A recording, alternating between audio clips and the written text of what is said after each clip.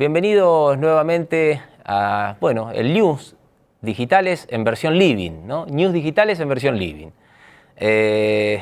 La verdad que para nosotros es un placer poder estar presentando siempre a distintas personas que a lo largo de la historia argentina, alguna historia un tanto más contemporánea, otra no tanto, han atravesado a lo largo de su vida, vamos a decir así, la vida misma en este país, por decirlo de alguna manera.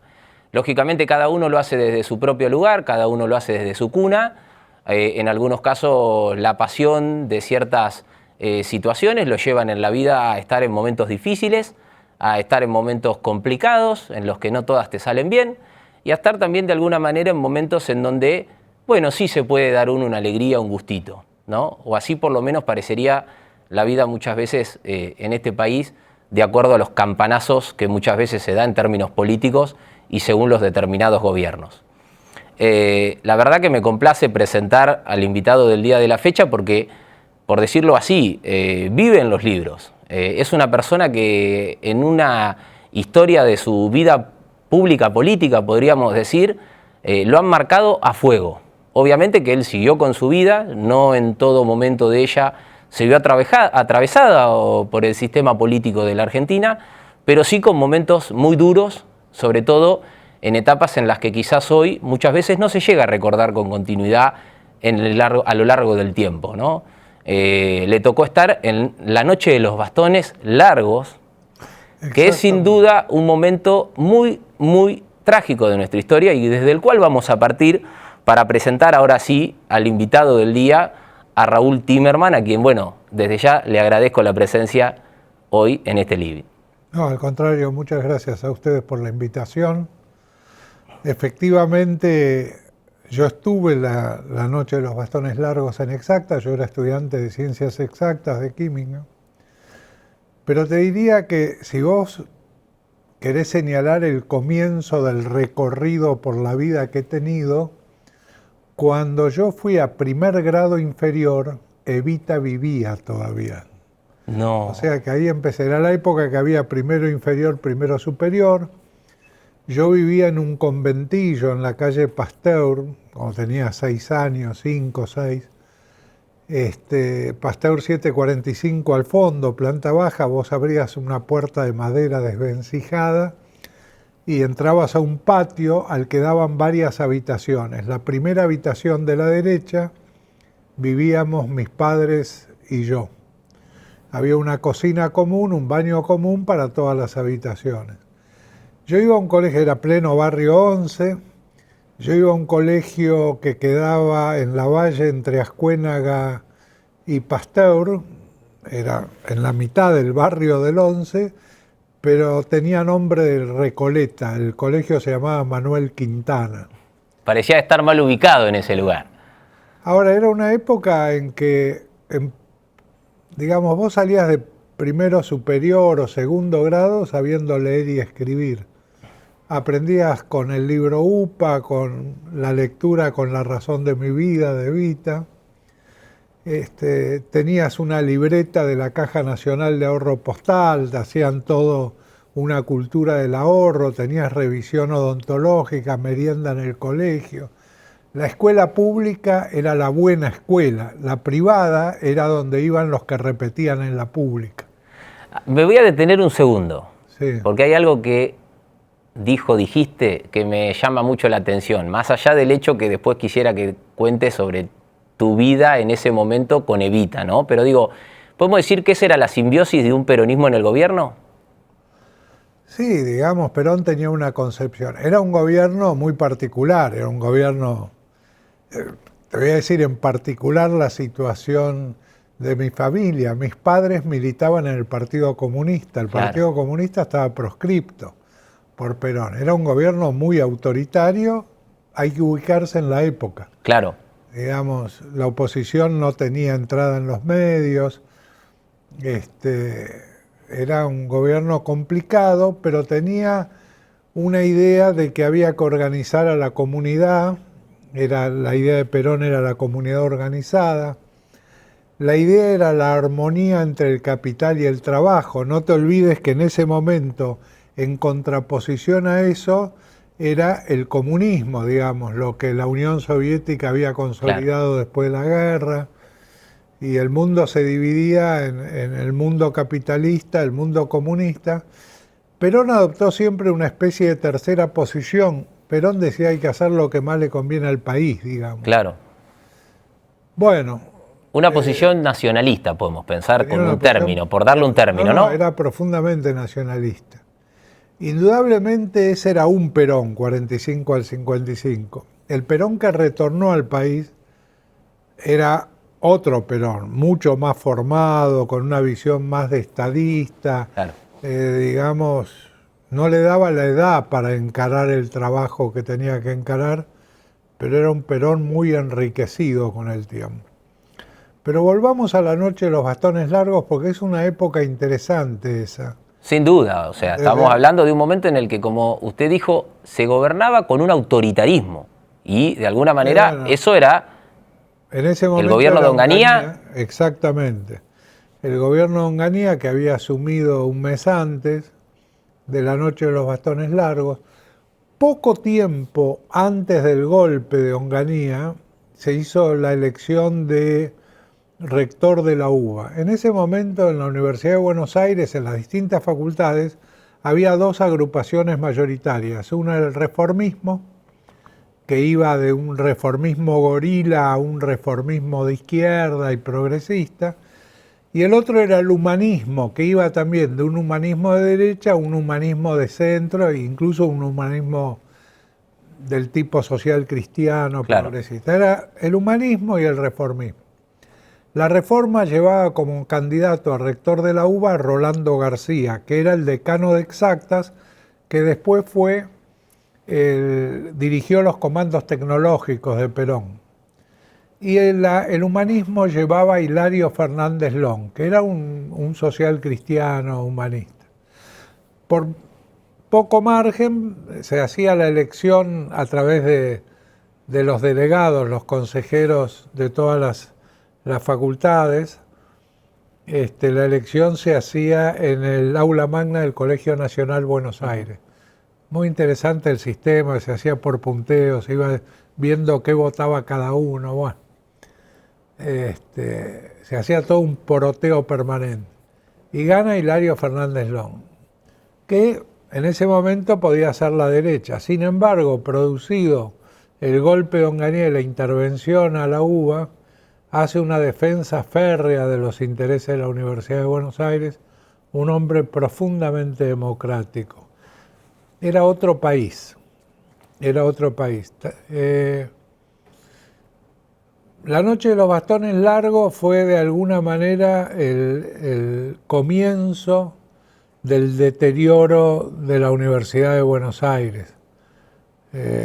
Bueno, entró la policía, la Facultad de Ciencias Exactas, fue el único lugar donde hubo violencia en la Facultad de Exactas, Perú 222, hubo un simulacro de fusilamiento, se llamó de los bastones largos porque hicieron una doble fila por el patio, el aula magna, la sala de profesores y la salida, una doble fila de miembros de la Guardia de Infantería con los bastones, íbamos pasando por ahí y te golpeaban con los bastones, ¿no es cierto?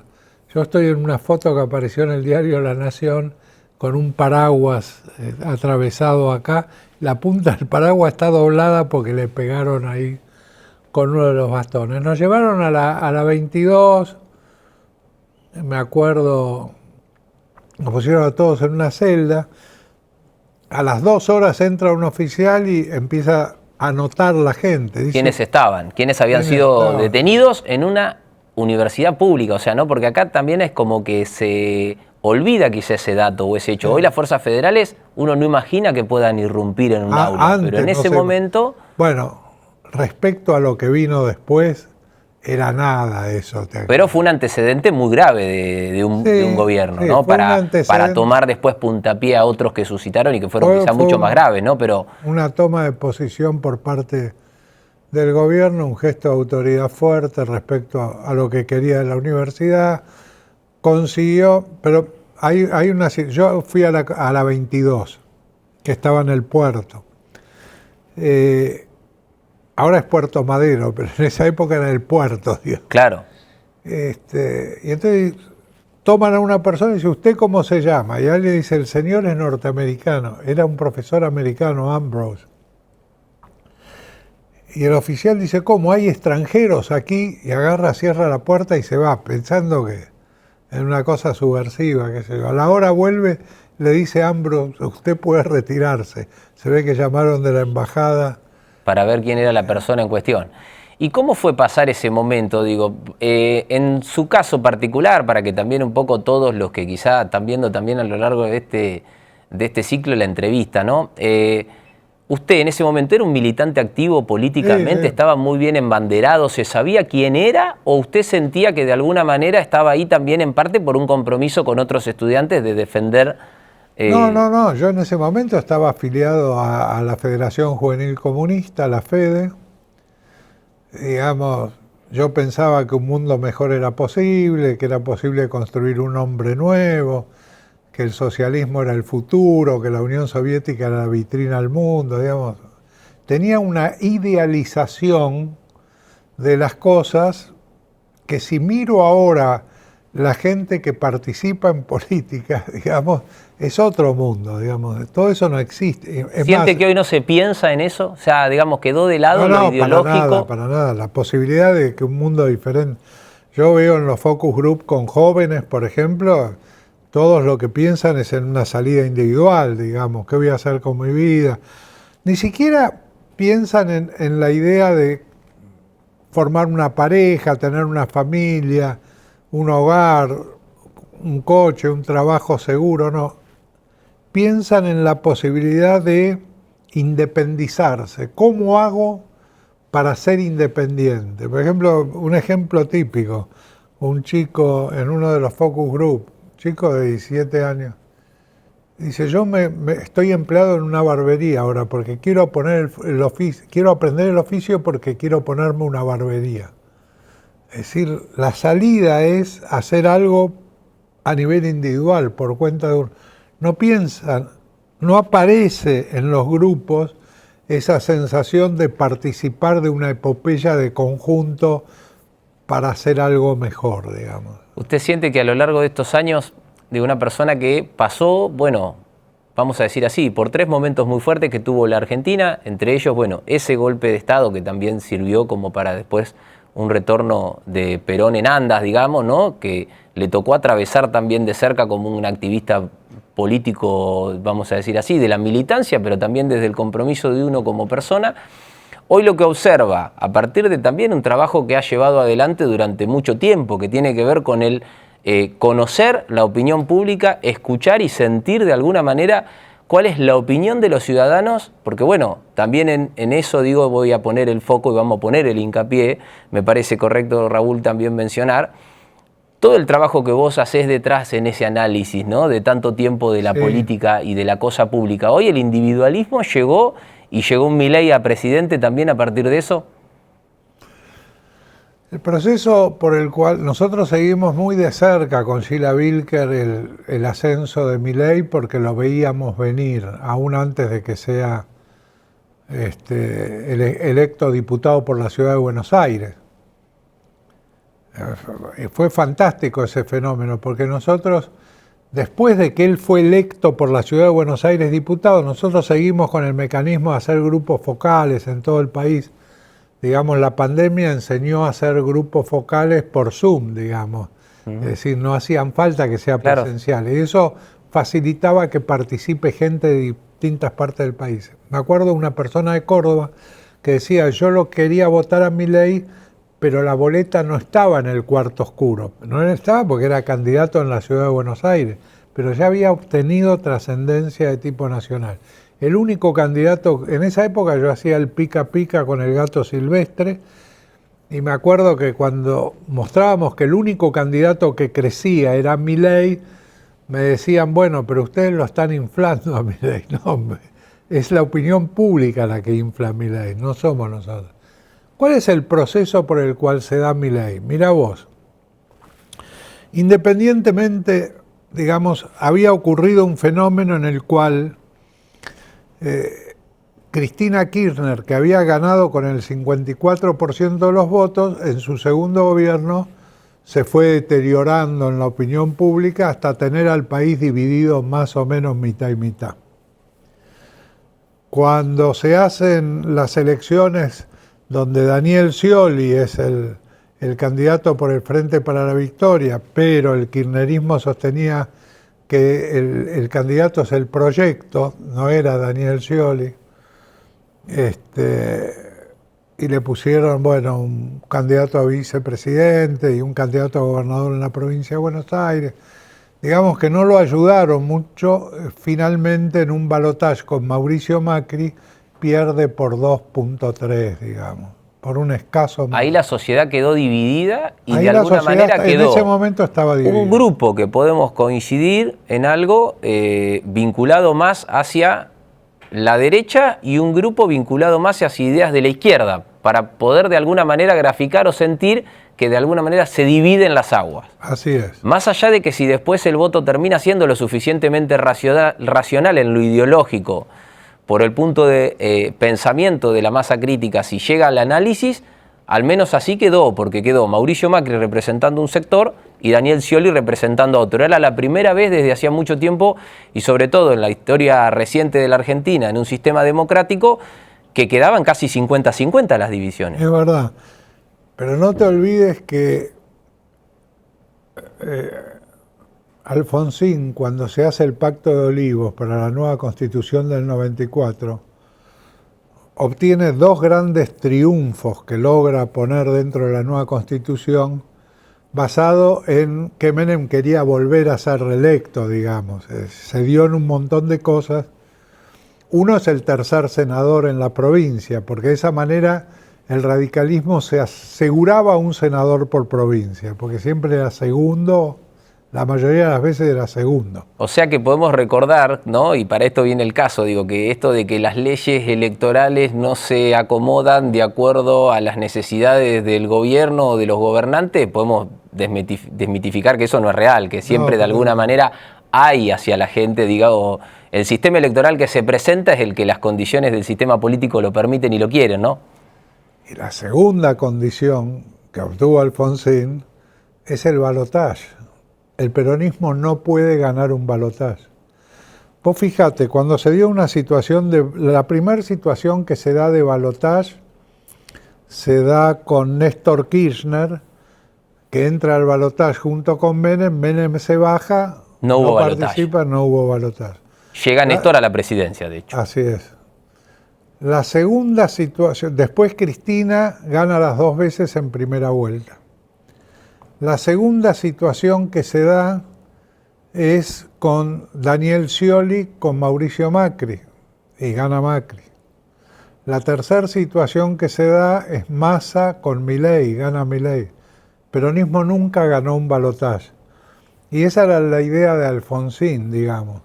O sea, el padre de la democracia, podemos decirlo, que es el término con el que muchos recuerdan hoy, ¿no? La presidencia de Alfonsín, el regreso a la democracia, terminó siendo un traspié para el peronismo a futuro. El peronismo aceptó, el peronismo tenía mayoría en la convención, digamos. Podía haber impuesto otra cosa, pero la desesperación de Menem por la posibilidad de que se vote una nueva constitución, pero él pueda ser elegido por un periodo más, hizo que, digamos, se llegara a esa situación. Bueno, finalmente tenemos esta situación. ¿Cómo estamos hoy? Eso. ¿Cómo estamos hoy? Vamos a ver cómo llega Milei primero, porque cómo estamos hoy tiene que ver con eso. De alguna manera la sociedad argentina... Yo aprendí, estudiando la opinión pública, una cosa que es muy importante. Mi opinión personal no es la opinión pública. Bien. O sea, yo tengo que poder diferenciar en describir cuál es la opinión pública y separar en todo caso lo que pienso yo. Muchas veces yo pienso diferente a la opinión pública. Pero la cuestión es que, digamos, se había producido un cansancio de Cristina. Cristina había generado una cosa muy parecida a la que generó Evita en su momento, incluso Perón, que era pasiones, a favor o en contra, pero con la misma fuerza pasional. O la aman incondicionalmente o la odian incondicionalmente.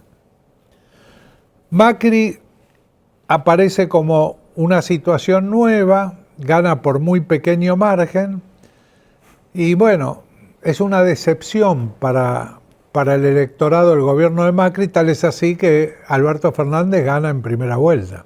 Ahora, Macri no sirvió como ejemplo de que sí se podía gobernar en el país ganándole al peronismo y que se podía terminar un primer mandato, aunque sea en este sistema democrático nuevo, tras los traspiés anteriores de sectores que quizás estaban bien referenciados con el radicalismo y también apartados con el peronismo. Sí, pero el peronismo, la gran sorpresa de Macri fue ganar las elecciones de medio término. Después de eso empieza un proceso inflacionario, el crédito del Fondo Monetario Internacional se empieza a deteriorar y el peronismo se da cuenta que va a ser el próximo gobierno. Entonces, digamos, en un periodo de 4 años, pero que quedaban 1 año y medio, no desestabiliza. De alguna manera hace todo lo posible para llegar al proceso electoral. Alberto es elegido presidente. Yo tenía mucha confianza de que Alberto iba a hacer una buena presidencia, pero indudablemente decepcionó totalmente al electorado. No se animó a enfrentar a Cristina, creen algunos, digo, para poner un punto que creo que quizás puede haber sido de quiebre. Muchos creyeron que si él enfrentaba a Cristina podía establecer otro criterio de gobierno y él quedó como en un gobierno de amistad con Cristina, aunque en realidad era una guerra sin cuartel, podemos decir, entre las bandas que podrían integrar un gabinete, otro gabinete, una estructura y otra estructura. Se terminaron matando entre todos, por decirlo de alguna manera. El ejemplo de Milei es que Alberto no supo ejercer la autoridad. Milei tiene a todo el Congreso en contra y sin embargo gobierna. Y Alberto tenía todo el Congreso a favor y no pudo ni siquiera nombrar un procurador general. No pudo nada. Cuando propuso a Rafecas, digamos, se diluyó, no pudo hacer absolutamente nada. Alberto, de alguna manera, me expulsó del progresismo. Yo era progresista y dejé de ser progresista porque con Alberto me di cuenta de una cosa. El progresismo es aquel que cuando está en la tribuna te dice qué es lo que hay que hacer todo el tiempo y cuando entra a la cancha te dice que no se puede. Y eso fue Alberto. Alberto decía qué había que hacer y después decía que no se podía. Era de pico. Como se dice en la jerga, era de pico su gestión. Bueno, a ver, vamos a un tema que por ahí quizá también nos sirva para adentrarnos a lo que se nos viene, ¿no? Estamos en un proceso electoral que ya se abrió. Yo diría que en Argentina todos los días pasa una tras otra que no te deja de sorprender, con lo cual hay veces no sabes si termina afectando tanto a unos o si termina afectando tanto a otros en la búsqueda del triunfo. ¿Cómo estás viendo la elección del 7 de septiembre, anticipando lo que se pueda, también siendo cuidadoso en otras cosas que uno entiende que estudiar la opinión pública no te da un resultado que vos sabés que el día que se vota está ese resultado? Y más con tanto tiempo de anterioridad y con gente que muchas veces no define el voto. Es verdad, digamos, ¿cómo fue la esencia del advenimiento de Milei? Fracasa Macri, fracasa Alberto, entonces aparece un personaje en la opinión pública, digamos, que representa al votante de Milei, que dice, estoy harto, esto así no puede seguir, yo lo voto a Milei y que sea lo que Dios quiera. Esa era la síntesis del votante de Milei.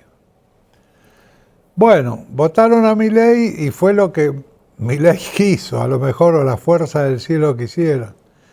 Milei tuvo 3 caídas. Una primera caída en septiembre del año pasado con el veto a la movilidad jubilatoria y al financiamiento universitario, se recuperó en un mes. Una segunda caída con el caso Libra en febrero de este año, tardó 3 meses en recuperarse.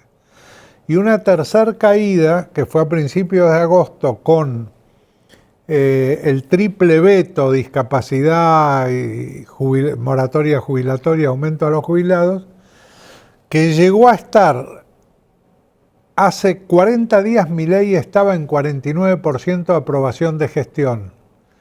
Antes de que empiece el caso Españolo estaba en 42, había caído 7 puntos.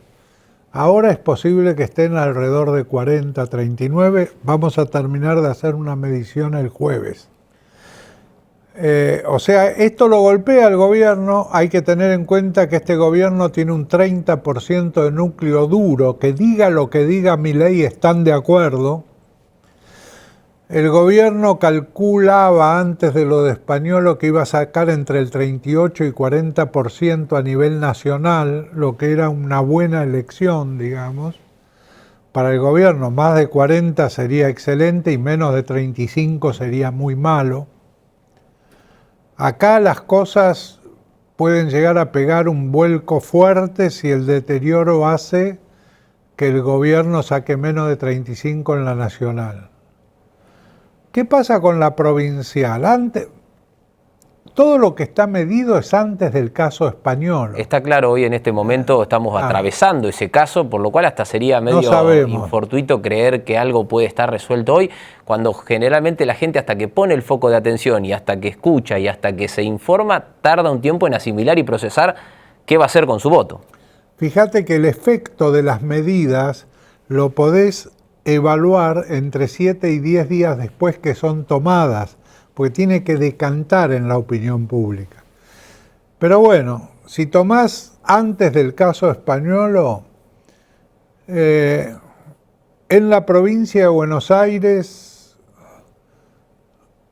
los dos tenían miedo de perder. Si vos hablás con los de un lado y con los del otro, si esto hubiera sido una partida de ajedrez y uno de los dos ofrece tablas, el otro firma las tablas. Estaba en un empate que daba +2, -2 para uno u otro lado, antes de que ocurra todo este affair de Karina Milei con los Menem, ¿no? Siguiendo un poco el curso de lo que ha acontecido y un poco también de lo que vos venís planteando, Raúl, en cuanto a la información que te toca en tu caso como individuo también y a partir de todo este conocimiento que planteás desde tu grupo de trabajo, administrar. Está muy cerquita del cierre y del día de las elecciones cualquier impacto que esto de hoy pueda llegar a acontecer, es decir, casi que nos vamos a enterar el día de la elección, ya mucho tiempo para que impacte no queda. Puede hacerse el finalizar de un primer estudio, pero todavía puede seguir decantando hacia más. Mirá, si vos tomás Milei en la elección general, en las PASO, que él sacó 30 puntos, las PASO fueron un domingo, él el lunes anterior estaba en 22 puntos. El miércoles estaba en 25 y llega a 30 entre jueves, viernes y sábado. Si vos tomás el caso de Adorni en la ciudad de Buenos Aires, estaba en 26, 27 puntos el martes anterior. Los últimos 3 días sube a 33 puntos, quitándole votos al PRO, digamos. La suma del PRO más la Libertad Avanza daba siempre lo mismo, digamos. Pero Adorni se fue para arriba y la candidata del PRO se fue para abajo. O sea que hay mucho que se define en los últimos días en el voto. Básicamente porque la gente no tiene ganas de ir a votar. Es más, la gente decide si va a votar o no va a votar a veces el día anterior o el mismo día. No lo tiene decidido de antes. Gente que va a votar casi seguro es el 60%. Y después el resto no lo tiene decidido si va a votar o no va a votar. Pero bueno, la elección se presentaba que en la provincia de Buenos Aires la provincial estaba más o menos empatada y de alguna manera Fuerza Patria asumía que la nacional lo más posible era que se perdiera diputados en la provincia de Buenos Aires. Tal es así que no hace jugar ni a Máximo Kirchner ni a Sergio, nadie quiere jugar de primer candidato a diputado, y va Tayana que si pierde no pasa nada, digamos, no, Tayana no está mirando su futuro político. Hace el sacrificio de unirlos a todos, podemos pensar, para Tayana, una persona que obviamente ha dado su vida dentro de un espacio político, terminó siendo la cara de una lista, aún quizá sin pensarlo por momentos él quizá, pero sí, que se terminó encontrando la oportunidad de serlo y bueno, obviamente a honores, ¿no? Tayana es un hombre que le responde básicamente a Cristina Kirchner, siempre trabajó con Cristina, hoy recorre el mundo, digamos, con la consigna Cristina libre. Pero Axel en un momento de una conversación dijo, básicamente no se metió, no hay gente de Axel, digamos, por la que Axel haya peleado en la lista de diputados nacionales. Peleó mucho la provincial, pero no la de diputados nacionales. Y dijo, bueno, tiene que ser alguien de consenso, alguien como Tayana. Le dijeron, está bien, es Tayana, es tuyo. El primer lugar vale 2, vos querés 4, te damos a Tayana, que no es de... Lo arreglaron fácil. Sí, y igual no habrá querido tampoco discutir en esa. No, para nada, que no le interesó mayormente esa discusión. Incluso, fíjate que Axel hace campaña en la provincia y no, por ahora ni se mete en otro tema. O sea, pero ahora sucedió un hecho nuevo, totalmente nuevo.